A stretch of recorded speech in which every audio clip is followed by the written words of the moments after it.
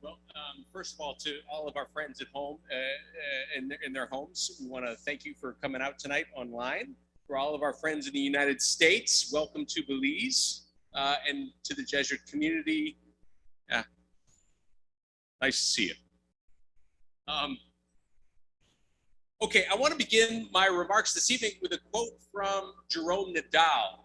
Jerome Nadal was a 16th century Jesuit and a close friend of St. Ignatius of Loyola. So if Ignatius was the one who gave the Society of Jesus its vision, Nadal was the organizational genius who interpreted that vision and organized that whole first generation of Jesuits around that vision. So Nadal writes this. He says, "The Society of Jesus has the care of those souls for whom there is nobody to care, or if somebody ought to care, for whom that care is negligent. This is the reason for the founding of the society. This is its dignity in the church. This is the reason the Society of Jesus exists, to care for persons who are excluded or ignored, to go to the margins, and there to be the face and the hands and the heart of Christ to those in greatest need. The Society of Jesus was not founded to run St. Martin de Porres or St. Peter Claver. The Society of Jesus was not founded to run St. John's College or Loyola New Orleans or St. Louis University. We were founded to care in mind, body, and spirit for all those who are forgotten. And the extent to which you and I, the contemporary Ignatian family, the extent to which you and I live up to this, whether as individuals or as institutions, is the extent to which we can call ourselves faithful to the vision of the society which dared to take the name of Jesus. Now, no doubt all of us find this challenging, but I tell you what, it is no more challenging than the Gospels themselves. This is the challenge at the heart of the second universal apostolic preference of the Society of Jesus, which is exactly what we want to reflect on tonight. To walk with the poor, the outcasts of the world, those whose dignity has been violated, in a mission of reconciliation and justice. And the point that I want to make this evening is simply this, that this second universal apostolic preference is not only, it's not even primarily about action, that there's something more going on, there's something deeper going on. We don't live this second apostolic preference simply by organizing food drives or going to Black Lives Matter protests, as important as those things are. Father Arturo Sosa, who is the Superior General of the Jesuits at present, has reminded us numerous times that these preferences, these four universal apostolic preferences, are not tasks to be accomplished, but rather they are principles. They are invitations to us to enter into a new perspective, into new ways of seeing. And I'm going to describe this new way of seeing with the phrase, the mysticism of open eyes.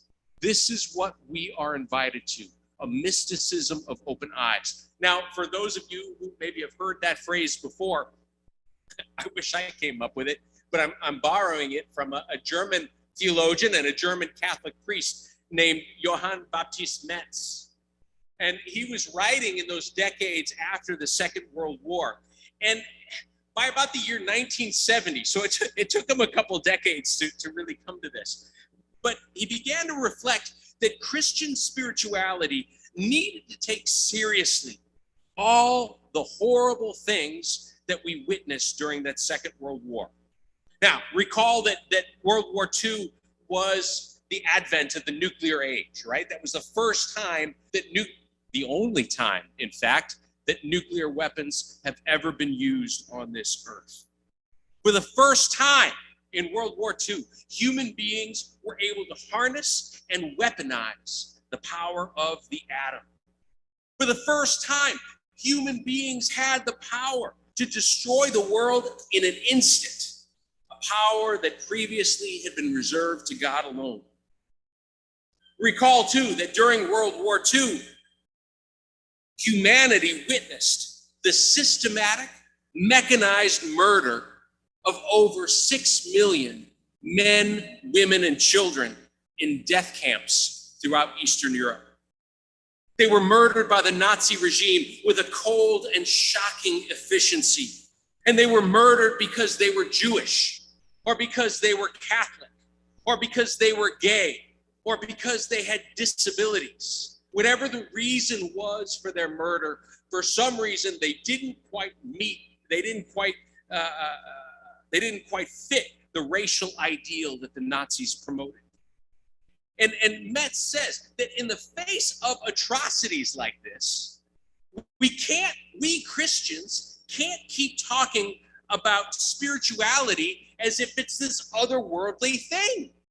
We can't just keep spirituality to something that we do on Sundays or something that we do during our prayer time when we're on our knees and our hands are folded, but it's something that has to enter every single aspect of our lives. And so we can't talk about topics like sin as if sin was just some purely supernatural idea. Because one of the things that World War II taught us, undeniably, is that sin is a force that acts out in human life. It plays itself out in human life, and we can see its impact in very real ways in all the suffering around us. Sin is not some abstract theological idea. It's something that is an integral part of our lives. The Second World War gave new urgency to St. Paul's words that the wages of sin are death. And the death that sin brings to the world is not just some vague, esoteric kind of spiritual death. Sin has very real effects in our world. It kills people. On the other hand, neither can we talk about things like grace or hope or redemption as though they were just these religious words that we say for church, or words pointing to some otherworldly idea. Instead, grace, hope, redemption, these are words that call something from us. They demand to be put into action, not just in my personal life, but also in our political lives. And if we don't do that, then we miss the meaning of the words altogether. Johann Baptist Metz believed that an authentic Christian spirituality needed to wake up, needed to open its eyes in order to see clearly the suffering of the world. And authentic Christian spirituality has to be willing to be changed by that suffering in the world. When we gaze unflinchingly at the faces of men and women and children murdered at Auschwitz or burnt and mangled in Hiroshima or Nagasaki, those faces call to you and me today. They call to us through the decades, and they demand that we take responsibility for the suffering that was caused. Historical atrocities like these transcend any particular time or place. Much like slavery and the Jim Crow era in the United States, or the Rwandan genocide in the 90s in East Africa, or even Jesus' own crucifixion, these events call out to us across all of time and space. They call to us here and now, and they remind us that neither Germany, nor the United States, nor Rwanda, nor the Roman Empire has the monopoly on evil. These events confront you and me with the reality of our own capacity for evil. That the seeds of that evil, the fear and indifference at the heart of all violence, the seeds of that evil are right here in my heart and in your hearts. That we have the exact same capacity that all those quote unquote bad people had all those years ago in all those places so far away. We don't like to be confronted by that reality. We want to believe that we're God's holy ones, right? We want to believe we got it all figured out. And so we go running from suffering like this. We tell ourselves, well, we could never do what the Nazis did. We're not like that. We could never do what those people in Jesus' time did, no, that wouldn't have been me. I would have been demanding that they release him. Okay. Or perhaps we run away from this suffering of the world because it inconveniently demands that we respond somehow, right? And so instead we take the suffering people in the world and we want to try to push them to the margins of our society, both physically and metaphorically, right? So what we do, and it's not so evident here in Belize, but it's very evident in cities in the United States, is rather than having to deal with a lot of the violence and the poverty that's so present in our cities, instead what we do, if we have money, is we build our houses way far away outside of the cities so that we don't have to be confronted with the pain of and the suffering of violence and poverty. We do this so that we don't have to be inconvenienced, so that we can comfortably continue living in our make-believe world, that all we have to do to be good Christians is to go to Mass on Sunday and to say our prayers at night. Now, we might be reminded at this point of the story of the Good Samaritan in Luke's Gospel, right? After the priest and the lawyer walk past the man on the side of the road, it's only the Samaritan who stops. It's only the Samaritan who allows his own plans to be interrupted, gets down off his horse and ministers to this man in pain. And in English, the English translation in our Bibles is pretty weak here with this, right? In English, we often translate this moment when the Samaritan sees that man on the ground, we translate it rather blandly as the Samaritan saw the man and was moved with pity at the sight. Moved with pity. The actual Greek verb that St. Luke uses in that passage is far more graphic. The verb actually means to see and to have one's guts twisted into a knot. Imagine that the Samaritan sees the man on the side of the road. He doesn't just see him and feel bad for him. He sees him and it feels like his guts are being twisted into a knot. Are we willing to see the suffering of the world? Are we willing to open our eyes to that suffering and to have our guts twisted into knots by it? And maybe that doesn't sound too attractive to us, but here's the thing. Our very humanity is at stake. Our encounter with those who suffer invites us to stand next to those who suffer. Like the Good Samaritan, we are invited to get down off our high horse and to draw close to the one who suffers. To stand next to the suffering means to see the world from their perspective, from their vantage point, to see the world through their eyes. What would that be like for you and me? To see our world, to see our city, to see our church through the eyes of those who suffer. What would we see? How would it appear differently to us? I guarantee the world looks very different from an outsider's perspective. But when we can do that, that's when our conversion begins. That's when all of our priorities start to shift. Standing next to those who have been pushed aside by society, we may even start to see ourselves a little differently. Through their eyes, with all of our pretensions of having our lives together and having earned our way to be where we are. Looking through their eyes, we might see the silliness of don't you know who I am? Don't you know where I went to school? Don't you know how many master's degrees I have? Begin to see how meaningless that is. And this shift in perspective that we're called to, this shift in perspective can be disillusioning in the true sense of the word, meaning that we can begin to have our illusions stripped from us. To see the world from the perspective of those at the margins smashes the myths that we cling to about what and about who is important. I'm no longer able to see myself as the center of the universe. And to tell you the truth, that can be really, really liberating. Instead, what do I see from that perspective? I see that I am one child of God among others. No more, no less capable of love than anybody else out there. no more or less capable of sin than anybody else out there, no more or less loved by God. That's the moment when I start to learn what community is all about. From the perspective at the margins, we not only see our own humanity, we not only reclaim our humanity, but we also glimpse the very heart of God. In the 25th chapter of the Gospel of Matthew, Jesus says, "As often as you cared for one of the least of my sisters or brothers, you did it for me."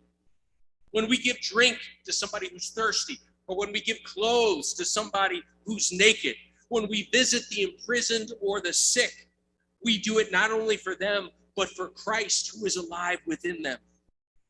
When we serve others, we do so when we serve others, because in doing so, we serve Christ himself. In this passage in the Gospel of Matthew, Jesus identifies with those who suffer. He says, "I am them."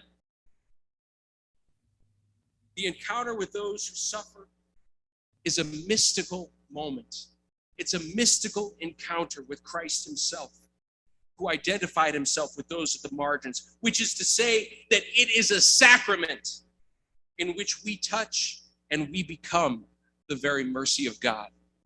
Just as certain as at Mass, the bread and wine become the body and blood of Christ, so too, when we go to the margins, when we allow our eyes and our hearts to be open, when we touch the mercy of God, we are transformed into the mercy of God. That's a sacrament. This is the mystical insight at the heart of the Second Universal Apostolic Preference. Turning briefly to Jerome Nadal's words that I referenced at the start of my talk, we reach out to those in greatest need, not because Jesus told us to. We do it because that's where we find Jesus. To quote St. Oscar Romero, who puts an even finer point on it, as he often did, the mission of the church is to identify with the poor, to join in their struggle for justice. And in doing so, we find our own salvation. This, my friends, this is what I mean by the mysticism of open eyes.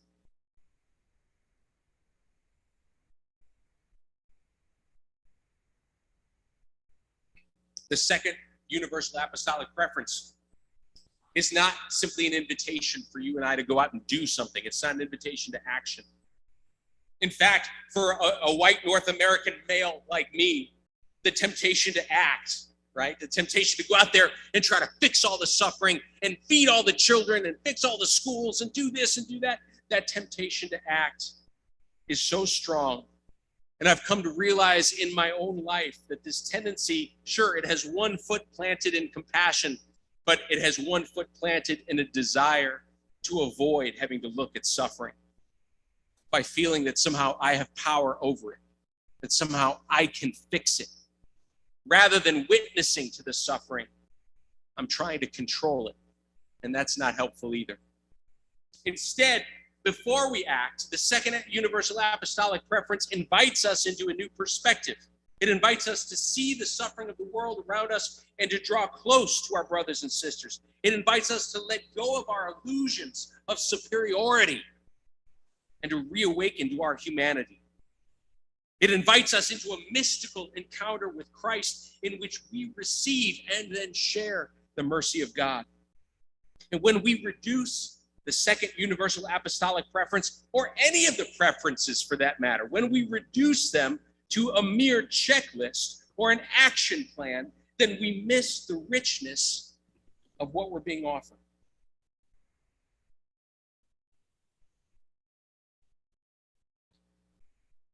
Now, Bart Giger is out there somewhere saying, but Brian, St. Ignatius never used the word mysticism of open eyes. I love you, Bart. I love you. I really do. And you're right. Ignatius never used that phrase.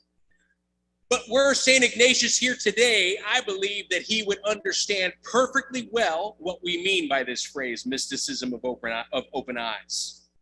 Now, it's important to note at the outset that from the very beginning of the Society of Jesus, and I want to make sure that all of us here hear this clearly, from the very beginning of the Society of Jesus, The first companions were, as the second apostolic preference says, were walking with the poor of the world, the outcasts of the world, and those whose dignity had been violated.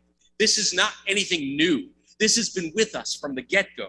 They worked in hospitals, right? They worked in prisons, orphanages, shelters. They created all kinds of incredible ministries like the House of St. Martha, which not only provided housing for young women who had become prostitutes, but it also taught them skills and raised money for dowries for them so they could leave that life of prostitution and go and get married. Clearly, the vast amount of time and resources that those early Jesuits devoted to ministering to the spiritual and physical needs of those on the margins points to the great importance the ministry of charity had for them. And the great variety of works points to the freedom and creativity that they had in responding to the needs wherever they found themselves. But in those early Jesuits' their commitment to the marginalized went deeper. It was at the very heart of how they understood their calling to serve Christ. More than simply doing good things for the poor, Ignatius and those early Jesuits sought to be with the poor. They sought to enter their lives and to share what they had with them. And they did not do so from a place of privilege. They didn't say, oh, well, God has blessed us with so much, so now we want to share it with others. No. Rather, their desire to share their lives with persons who were poor and suffering had a mystical component to it. Ignatius and his companions understood this idea of befriending the poor as a way of drawing close to Christ himself. Now, I'm sure it's clear by now, I'm not much of a scholar when it comes to Jesuit spirituality or Jesuit history, but I am struck by how much the early Jesuits' commitment to those on the margins reflects and maybe even illuminates, at least for me, the mystical experience that Ignatius had at La Storta. By way of refreshing our memory, I'm sure you all remember, but by way of refreshing our memory about what happened at La Storta, in 1537, Ignatius was on his way to Rome with two of the other companions, Diego Lainez and Peter Faber, and he stopped in a small wayside chapel in what was then the outskirts of the city of Rome. And he stopped there to pray. And Diego Lainez describes what happened next. He says, as Ignatius entered the chapel, he felt a sudden change come over him. And while he was praying, he had this remarkable vision. He saw God the Father together with Jesus, who was carrying his cross. Both Father and Son were looking most kindly upon him. And he heard the Father say to the Son, I wish you to take Ignatius as your servant. And then Jesus directed his words to the kneeling pilgrim and said, Ignatius, I wish you to be our servant. This is exactly what Ignatius had always wanted. And then he heard the Father add, I will be favorable to you in Rome. And this was God's answer to Ignatius's frequent prayer that he be placed next to Mary's son. And leaving the chapel and continuing on his way to Rome, Ignatius did not know whether he would meet success or persecution, but he knew that God would be with him. For the longest time, I got to confess, I never quite understood this vision at La Storta. I always kind of thought it was, of all of Ignatius's mystical experiences, I always thought that was like his most boring one, to be honest with you. I thought, okay, well, great. That's a nice explanation for why we're called the Society of Jesus. But okay, cool. But over the last couple of years, I've come to a new appreciation of this vision. And I got to say, I got to give a shout out to Father Kevin Burke of our province and some of the reflections that he's written about this that have kind of opened my eyes to it. And there are two details that I just want to point out briefly about this vision at La Storta. The first is this, that God the Father placed Ignatius in the company of Jesus. Now, Ignatius had been praying for this grace for a long time by this point. For Ignatius, this meant that he and all the Jesuits and all the men and women who would come after him on this path would be joined to God through Christ's mission. And Christ's mission is our mission. Like Jesus in Luke's gospel, we too have been anointed by the Spirit to bring the good news to the poor, proclaim liberty to captives, recovery of sight to the blind, and release to the prisoners. In this strange kingdom of God, The outsiders become insiders, and the insiders become outsiders. And our mission is to proclaim this kingdom in word and deed. Now, lest you and I start to get a little full of ourselves, here's the catch. Just as we're joining Christ on his mission, and doesn't that sound great? His fate is going to be our fate. And that kind of sucks. But that's the reality. We too will be rejected by those who are close to us. We too are going to have our Gethsemane moments where we fall to our knees when we're full of doubt and fear. And if we're faithful to this mission, our lives will not be smooth and easy. It's going to be a bumpy ride. And that brings me to the second detail from Ignatius's vision at Lasorda that I want to highlight. That Ignatius was not just called to stand with Christ, but he was called to stand with the crucified Christ. And that is an important detail. And for those of you who are familiar with the third week of the exercises, this image of standing with the crucified Christ should have a particular significance. And in the third week of the exercises, we're invited to walk with Christ through his passion and death. And up to this point in the exercises, we've been getting to know Jesus, we've been walking with him, we've been hearing him preach, growing close to him, becoming friends with him. And now in the third week of the exercises, we stand at the foot of the cross, powerless, watching him die horribly. And the scene confronts us with the great injustice of crucifixion. The one innocent man, the guy who came to preach love and compassion and forgiveness, and they killed him for it. This is terribly inappropriate to say in church, but it's a good quote. The musician John Prine once said, Jesus, he was a good guy. He didn't need this shit. Sorry, Tom. I hope you don't get letters for that, but it's a great quote. But this scene at the foot of the cross also confronts us with our complicity. Again, it's so easy to say that we never would have been in that crowd calling for Jesus' death had we been there. But then you and I turn around and we crucify one another through gossip and backstabbing or worse. But maybe most significantly, in my experience of accompaniment, the crucifixion confronts me with my own powerlessness. I want to take Jesus off that cross. I want to help heal the wounds. I want to make sure that that mentally ill man out there who always comes to Mass, who walks around the neighborhood yelling and asking for money, I want to make sure he gets the treatment that he needs and he gets his life together. I want to make sure that no more young men here at St. Martin's get murdered. I want to be done with the crucifixion. I want to be done with Good Friday, and I want to jump to Easter Sunday. But I know from 9 years here at St. Martin's that it doesn't work like that. Once again, I come face to face with my desire to control everything. I've found that there are some problems we face that are far beyond my capacity to do anything. There's a technical name for problems that are so complex and multifaceted that they evade a simple technical fix. They're called wicked problems. The gang violence that we experience here in Belize is maybe one of them.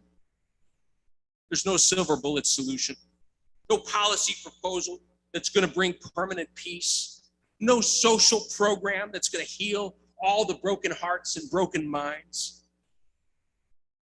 We find ourselves engaged in a ministry of failure.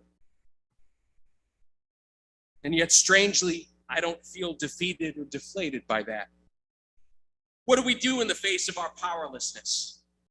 We reach out for community, just as the Blessed Mother and Mary Magdalene and the beloved disciple did at the foot of the cross. We do what we can to help those who we can. And more importantly, maybe most importantly, we keep showing up day after day. We don't give up. We don't turn our backs. We continue to witness to the senseless suffering of our sisters and brothers. And sometimes that's the best we can do. And I have to wonder if Ignatius and those first companions didn't experience the same powerlessness as being bound up part and parcel with their commitment to stand with the crucified one. I wonder if they ever had days when they felt like failures too.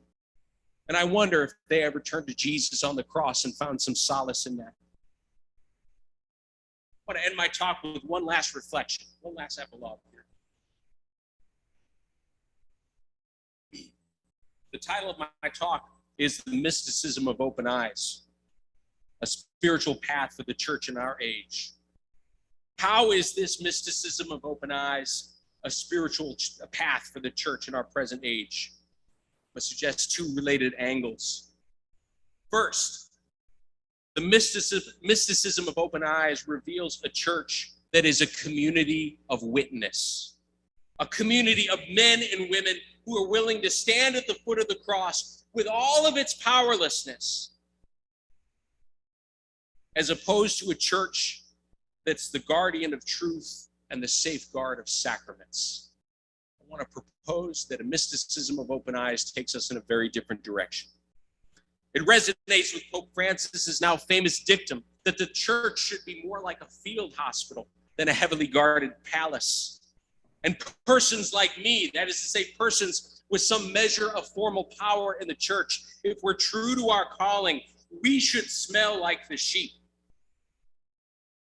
The mysticism of open eyes is the path of a pilgrim church, a church aware of its own brokenness and trying to work out its own salvation with fear and trembling. Second, on a related note, I'm sure you can agree that this 21st century thus far, it's been a hell of a century to be a Catholic, hasn't it? These last 21 years. I'd say for myself that the majority of my close friends that I grew up with have left the church, in large part because of the scandals that the church has been involved in, that the church has perpetrated. And I've certainly, in my years as a Jesuit, I've had my Titanic moments where I wonder if I bought a ticket on a sinking ship. As a church, however, we can't change the past. We can't erase the sins of sexual abuse, cultural genocide that we've committed, nor can we remove the suffering or the alienation and disgust felt by so many of our fellow Catholics. In the face of such a profound collapse of authenticity, what on earth does atonement look like? How do we atone for that? It's a question that I and all of us Jesuits ought to ask ourselves every day. And I don't have a good answer, but I do want to share this one thing. Remember what my superior said to me when I was a Jesuit in Regency in 2003. It was the early days of the sex abuse crisis in the church. And he said, well, the days of yes, father, and no, father, those are done. And then he said, now it's time to get back to the business of washing feet, which is why we're here in the first place. That made a lot of sense to me. And his words probably kept me in the Society of Jesus at that time. Perhaps, as a church, and especially those of us in the Society of Jesus, by recommitting ourselves to the call to walk with those on the margins, those who've been wounded or ignored, perhaps we can once again reclaim the integrity that we've lost. Perhaps the mysticism of open eyes is a step along the path of atonement and healing. To return one last time to our friend Jerome Nadal, this is the reason for the founding of the Society of Jesus, and this is our dignity in the church.